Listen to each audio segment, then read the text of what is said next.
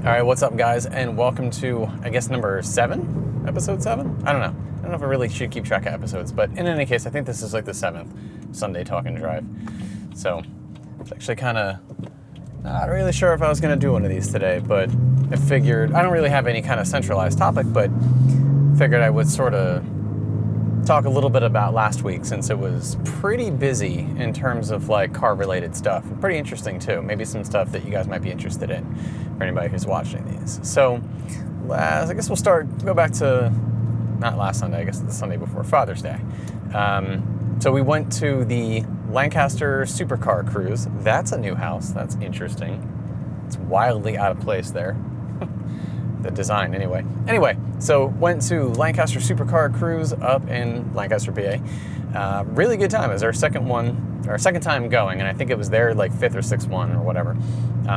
But yeah, a lot of fun, and did a video on that. So if you've seen that already, then you already know. But so we went up, did the sort of pre-meet at the Classic Auto Mall, and then did like an hour-long cruise, mostly on 176.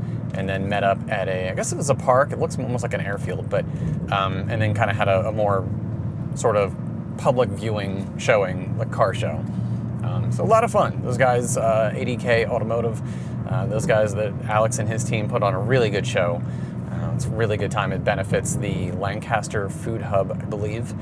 And yeah, it's a lot of exotics, but it's, I think it's a good mix, good representation of a lot of interesting cars. One of the things that I think is kind of interesting, actually, though, is going to a car show that is sort of like all cars or like any model versus one that is specific to your, whatever model you have. So in this case, let's say BMW car shows, is the segmentation of the crowd is kind of interesting. So like, it's everybody's cool either way, like whether it's a BMW show or any model show.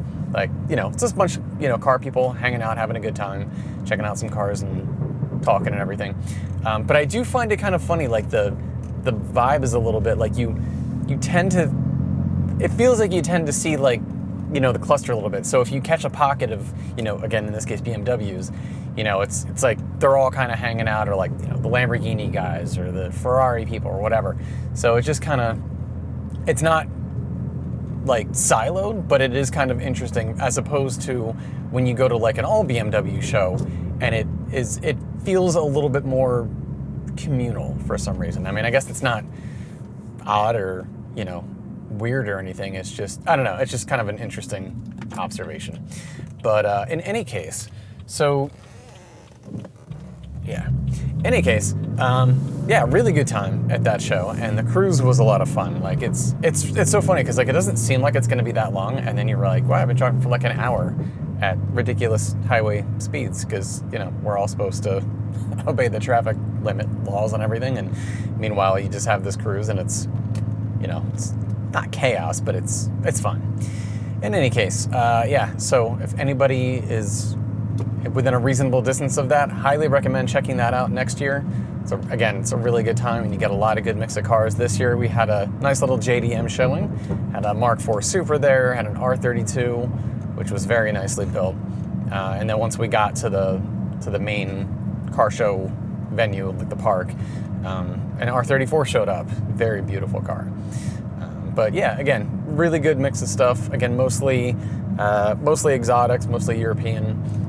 Couple of, like classic muscle cars, stuff like that. But all in all, really good showing. So that was in Lancaster, and then from there we immediately shot up to Salisbury, Connecticut. So we took he's my son, but we usually call him the kid.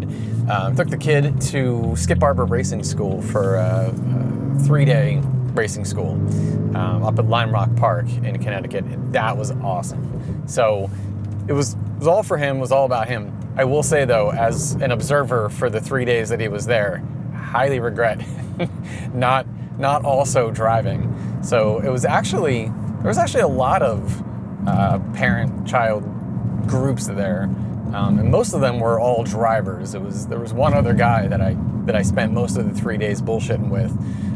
This guy who, same thing, like he took his son up there for the 3-day course, and then both of us were, kind of hanging out, being like, man, we really should have we should have registered. And one of the instructors was trying to sell us on it. We're like, no, you don't have to sell us. This is regret, is what this is. We don't need to be sold. We'll probably come back up here for the 3-day course. But anyway, so yeah, Skip Barber Racing School, that was amazing. So how that worked was, they have different ones you could do. So on the first day, a bunch of people were there for just the 1-day course, and then a bunch of people, probably about half and half, were there for the 3-day course. And so you go in and, you spend a good amount of time on the first day in the classroom learning some very basic fundamentals. But then not too long afterwards, they got everybody out there in cars starting drills. So fundamentals of cornering, skid pad, braking, how to handle oversteer, understeer, and they were out on the actual track, Lime Rock Park track, before the end of the day. And so all the cars were about 05 to 09 or 10 Ford Mustangs that were built up, pretty nicely. They weren't like insanely fast either. In terms of speed, they really didn't have too many like speed modifications, because you don't actually need to have a crazy fast car to go really fast around that track. But it was mostly suspension, so big brake kits, bunch of suspension upgrades. They all did have some pretty impressive exhausts on there, so a lot of Borla exhausts. I think there might have been a couple Flowmaster exhausts. I think, not really sure, but I definitely saw Borla exhausts on a number of the cars. And there were 2 in particular. My son was in the one of them, and then there was a different one that were like, they were the loudest cars there, and those things were just crazy. But anyway, so they get out on the track and get to do like some, like lead follow laps. So they, follow the instructor just to kind of get a feel for like the cornering. Lime Rock Park actually is not a really long track. It's about 1.53 miles, and there's 7 turns. Then you get, the big straightaway. So, it was but even from like an observer, I was trying to get like tons of video and stuff like that.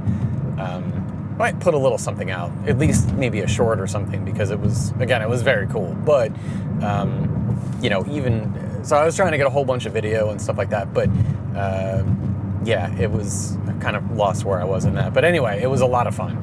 Second day, they kind of had them doing a little bit more on the track, doing drills and stuff. And I think by the end of the second day, they had them doing like a solo lap.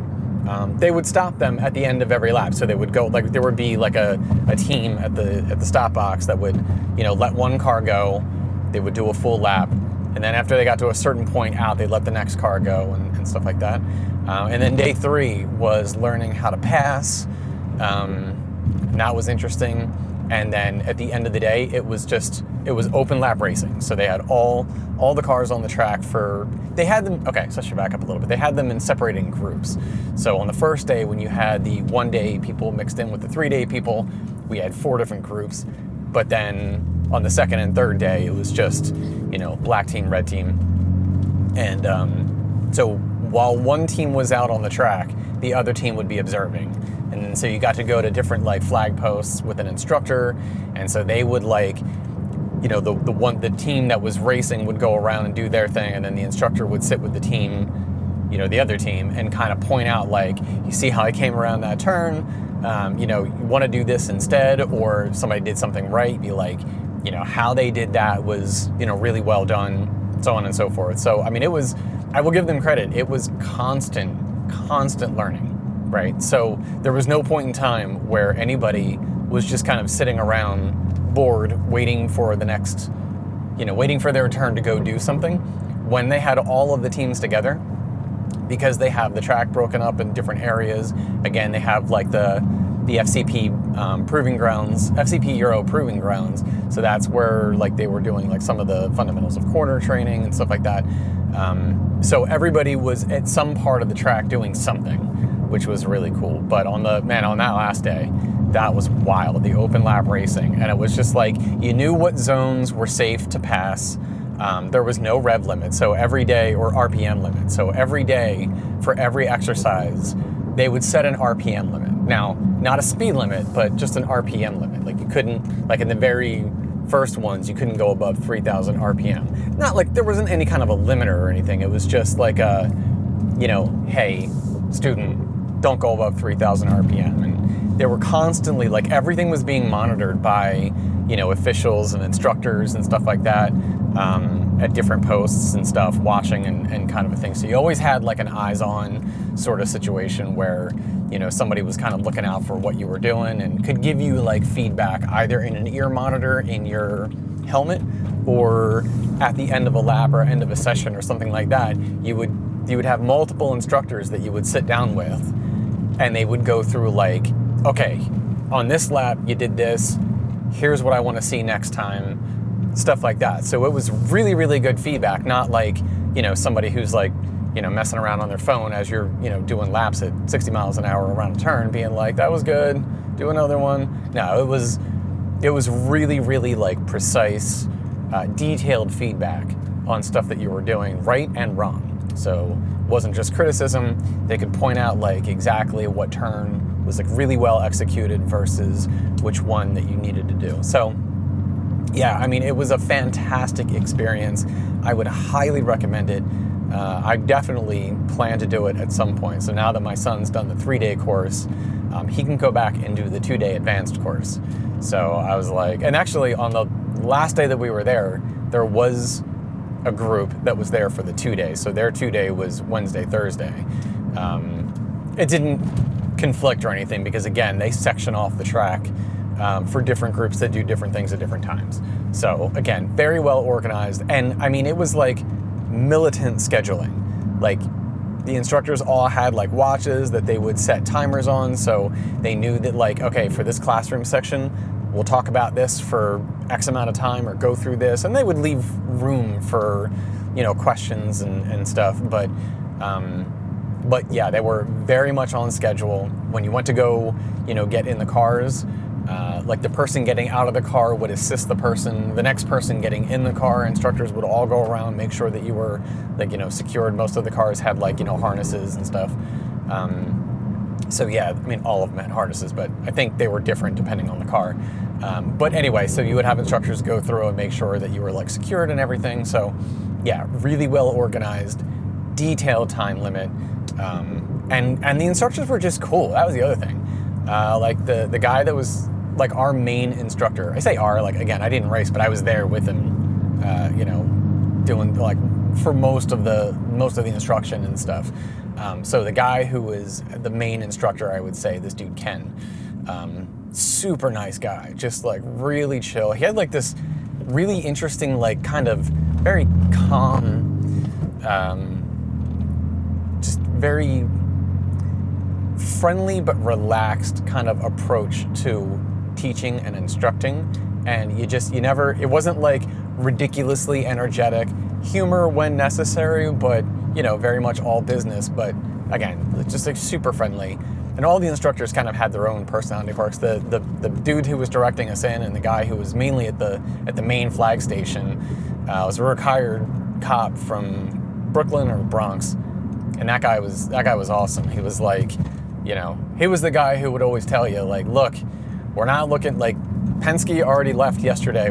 He's not looking for a new racer. So if you do stuff wrong and I have to talk to you, if I have to talk to you twice, I'm just going to pull you out of the car and then you get to sit there and listen to me tell cop stories for about a half hour, and you probably don't want that. So they were really cool about, trying to make sure that everybody was, not doing anything stupid. And to the credit of everybody who attended the class, like there was nobody in the class, not that this has probably never happened, but there was nobody that I saw in any of the teams who was like a know-it-all or who was being kind of like, loud or not paying attention or following the rules. Like everybody was like super respectful.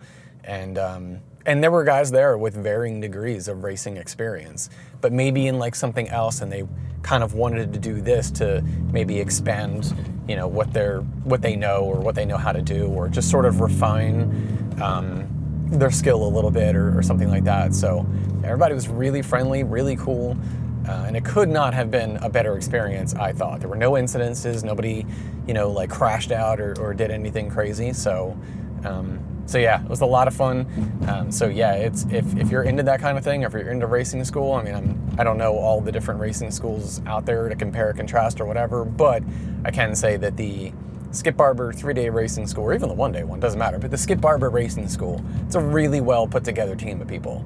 I mean, they've been around since 1975, and I know that the school itself has gone through different iterations of near bankruptcy. I think their last one was a couple of years ago, and I want to say 2017. I think they got purchased by a private equity firm. So I don't know the ins and outs and all the behind the scenes stuff with that, except to say that whatever they're doing, I think they're doing a pretty good job, because all the instructors were awesome, and it was a really good experience. And on that third day, because like everything is monitored, like the cars have, I mean, they're like legit race cars, and so all of the monitoring, like they can tell, you know, like how much pressure was being applied to the brakes, how, like when you accelerated, where on the track you did what, you know, just all kinds of like data points being recorded. And so obviously with acceleration, you could tell like which cars were going at which speed. And on that straightaway, insert a memory card. Really? I do have a memory card inserted. That was weird. Dash cam. Sometimes it acts up. Anyway, yeah, so on the straightaway, I mean, people there were hitting like 110, 115, up to 120 on the straightaway there, taking turns at like 70, 80 miles an hour, close to that range. So it's a pretty legit thing. With the one really cool station we got to go to, so if you were observing, you could go with the other team to different stations, like flag stations, and watch and listen to the instructors give the feedback and stuff like that. So the one that was really cool was number 6. So if you went to flag station 6, that's the one where you kind of crest. The cool thing about Lime Rock too is that it's not a flat. The track sort of conforms to the elevation of the land. So it's not like they just came in, bulldozed all flat land and then built a racetrack. I mean, this track was built in 1956, 57. So like the actual track kind of follows like the elevation of the land in that area. So there's this one turn where you kind of go up this, it's like a blind hill that you go up. And once you crest that, then you kind of come around this turn, and that's the last turn before the straightaway. So at 6, you just see these cars come around the corner, and they're going like it's one of the areas where you can go really, really fast before the straightaway. So seeing those cars come around the turn, I mean, shit was mind blowing. So I can only imagine, like from inside the car, it's crazy. So anyway, a lot of fun. Obviously, if you talk to the kid, he would give it way more of a glowing review, having actually been inside the car, but he loved it, had a blast, and yeah, definitely recommend it to anybody who is at all interested in racing. I mean, I know that you can pretty much just go straight to like your local, you know, racetrack without any formal training, I think, and do something. I think that's true. I'm actually not, I'm pretty sure that you can. I mean, there's limitations, but I think they have like no experience needed track days and stuff like that. But getting a little bit of instruction, I think, probably goes a really long way. And it's just fun. I mean, the stuff that you get to do there is fun. Even in the parking lot where they were doing the skid pad and then doing like the understeer and oversteer, you're in a Toyota Camry with one plastic wheel on the back. And then so they have like they just have a circle of cones, and they have 2 different sections because it's a big ass parking lot. So you can have 2 cars at the same time, practicing this. And they just have you go around turns and then give it a whole bunch of gas, and then purposely spin the car out. And then you get, instruction on like how to recover from that. So if you're taking a turn and again, you oversteer or understeer, it's a lesson in like recovery and making it so like you don't have to just concede to losing out the car and going off the road and whatever. So a lot of fun at the Skip Barber Racing School.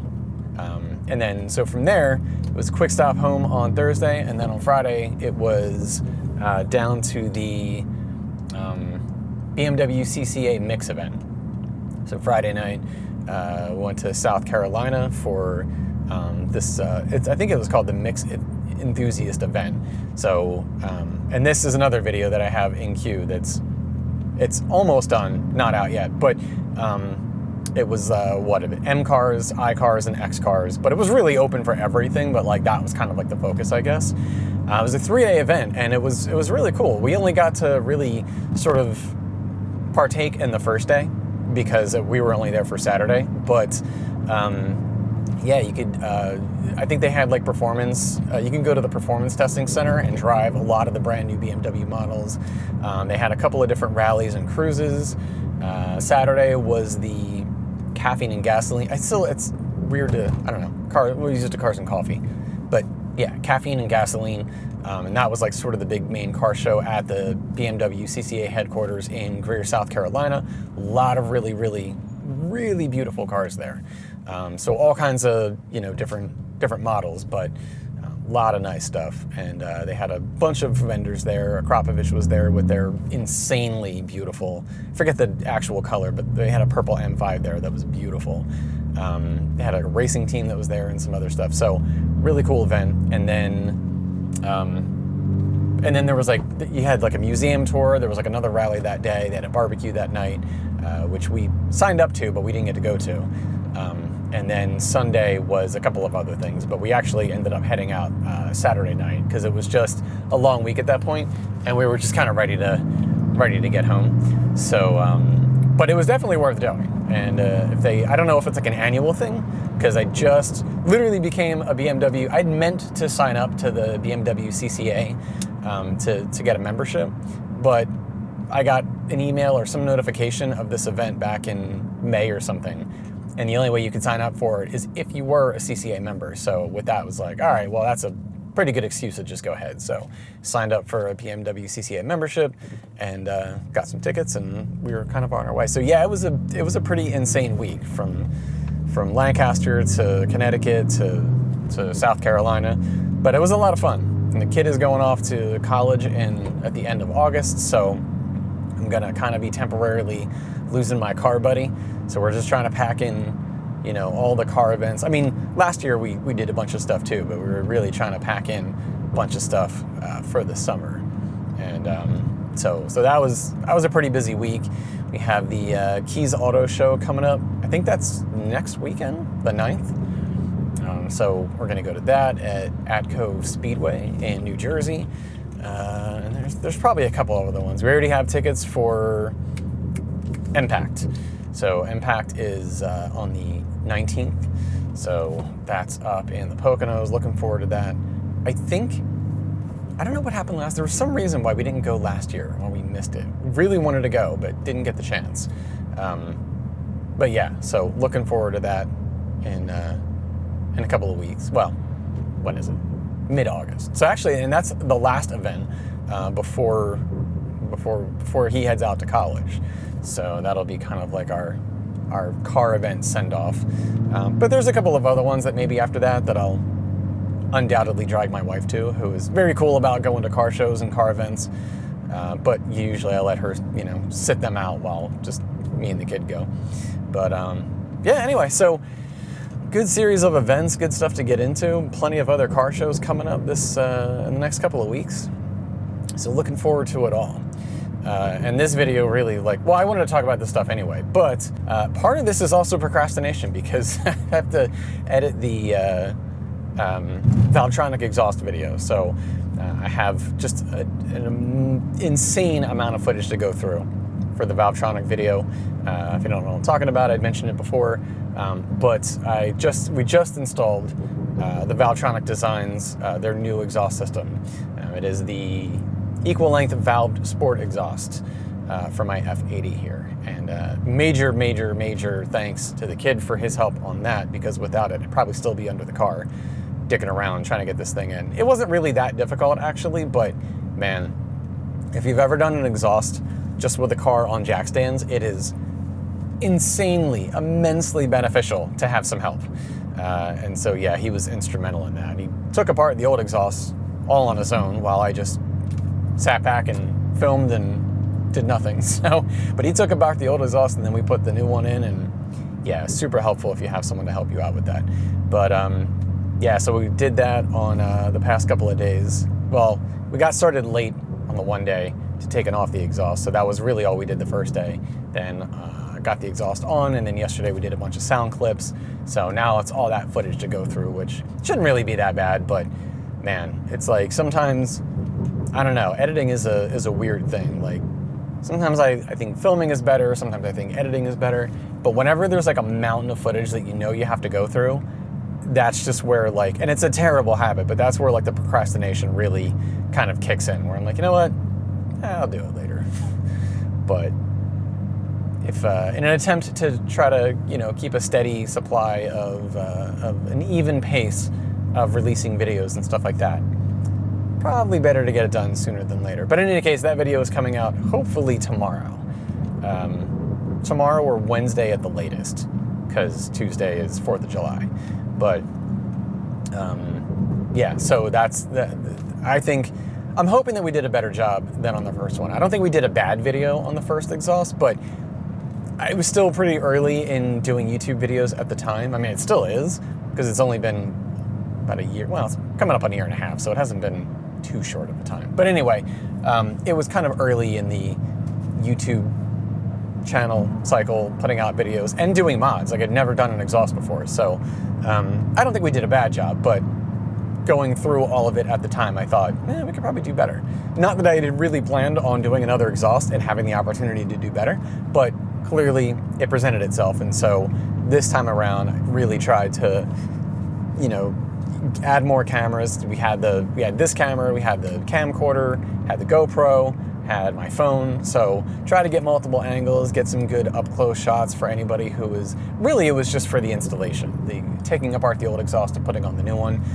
That was really like the point for it, just to make sure that like we kind of got good coverage, even though I'm not sure how much of that footage is really going to be beneficial to anybody, just for no other reason than because, there's no real big trickery to taking apart an exhaust. And maybe I'm saying that with the hindsight of now having done 2 exhaust installs, technically 3, because at one point for the first exhaust, I took almost the entire thing apart and put it back together again when I was having so many exhaust leaks and rattles and everything. So I really feel like this is the 3rd time around, but whatever, we'll just say 2. But anyway, when you're doing that,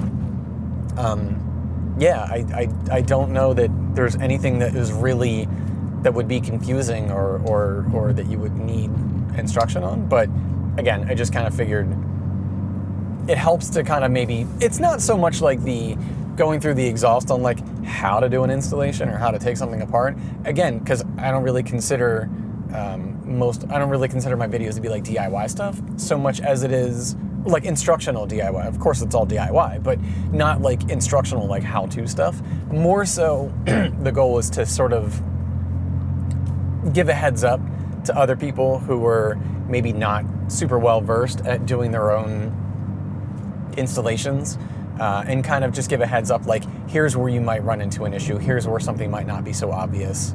But in doing that, I mean, you kind of wind up just like going through the entire installation anyway. And actually, related to that, I will say that when we were at the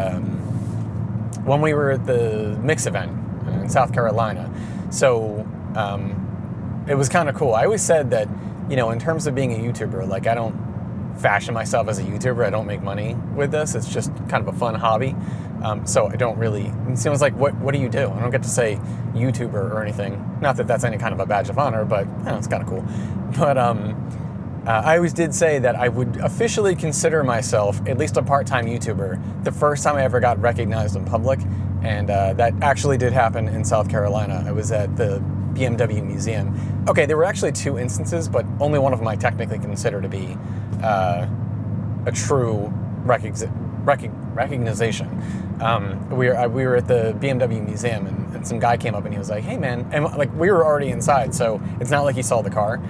He was like, "Hey man, do you have that YouTube channel? You have that blue M3?" I was like, "Yeah." He's like, "Yeah, I watched some of your videos, and yeah, some really helpful stuff," which was just awesome. I mean, one of the coolest compliments I think you can get. I didn't catch your name, but if you're watching this, really cool. Appreciate you saying something. The other was actually the Beamer Invasion guys. We were at the Caffeine and Gasoline car show, and Corey came up, but he saw the car.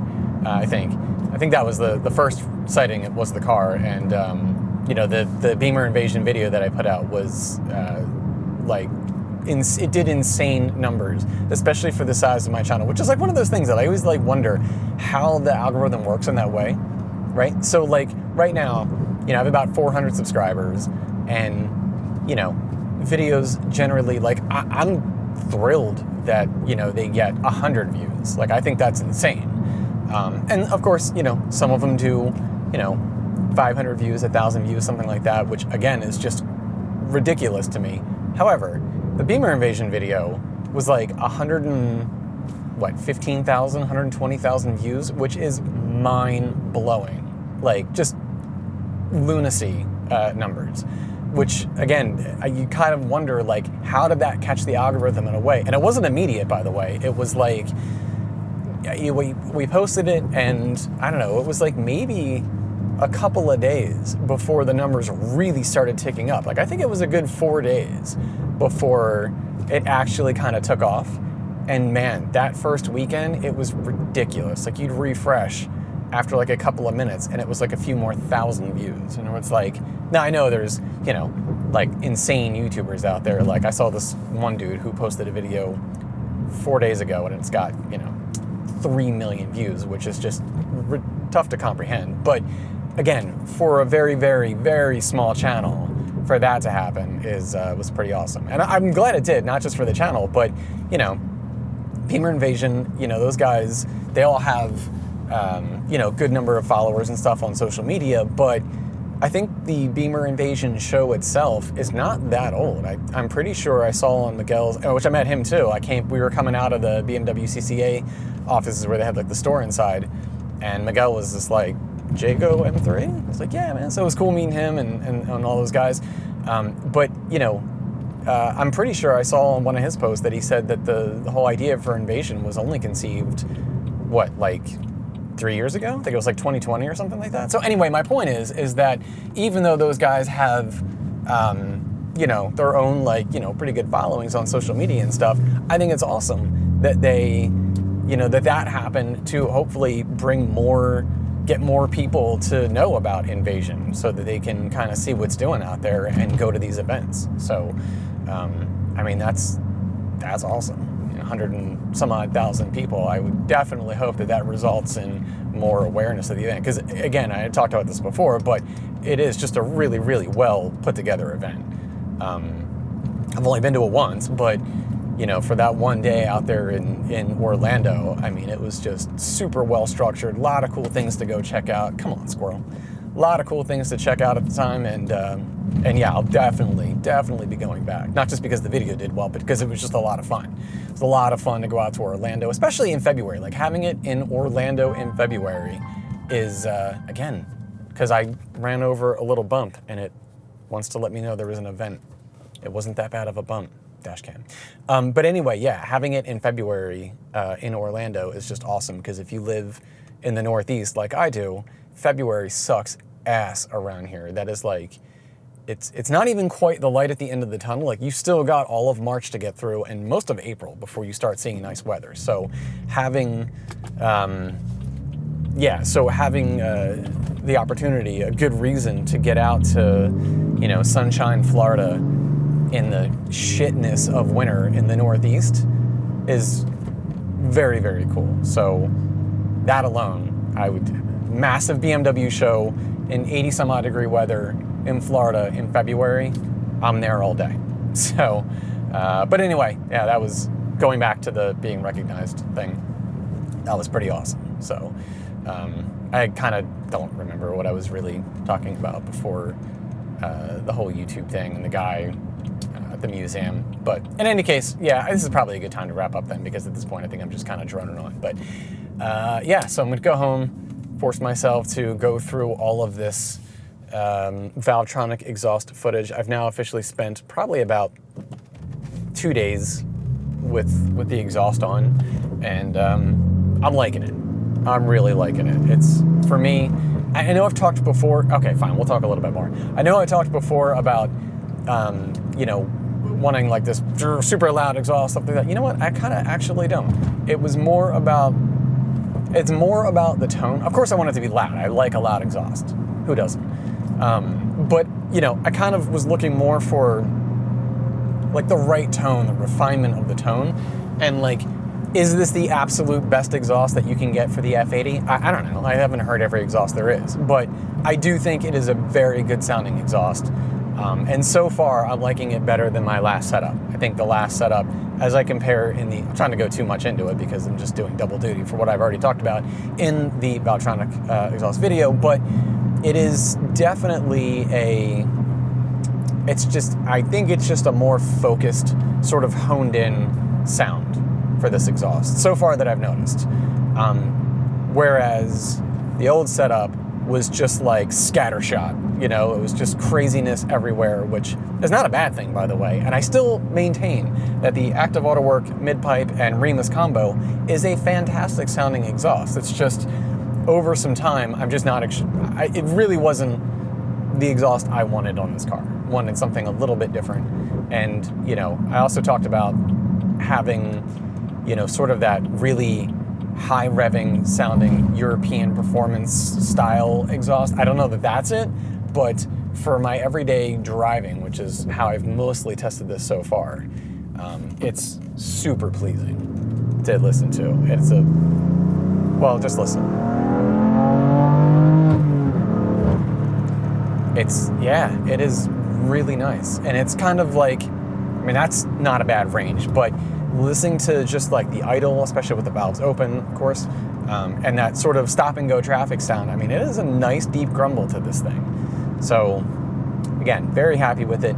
Downpipes are still a consideration, but as I'm pretty sure I mentioned in the video, it's not because that I think the tone needs to be supplemented. It would just be, do I want to remove that last amount of restriction, that last amount of factory restriction, which is the stock downpipes that still have the heavily restricted cats.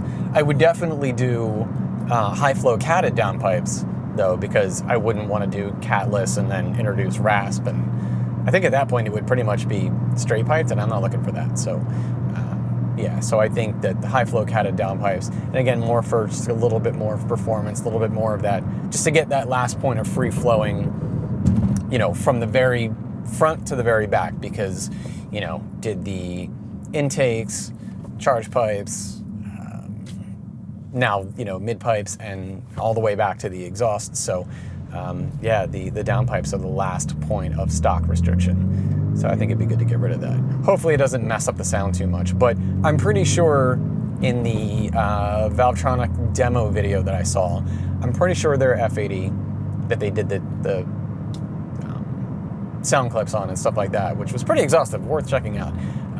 I'm pretty sure that car had downpipes on it as well. So, and it's, I mean, from the video, it sounded good. So it didn't appear that downpipes ruined anything. And I'm pretty sure they were also high flow catted downpipes. Mainly because I'm pretty sure if they were catless, it probably would have sounded like crap. But in any case, all right, well, I think that's gonna wrap it up for here. So anyway, hope you guys have a good Sunday. Hope you enjoyed this talk, this ranting and rambling. Again, the Skip Barber thing, definitely worth checking out if you're into racing. But in any case, time to go home, work on that video. Catch you guys in the next one. Thanks for watching.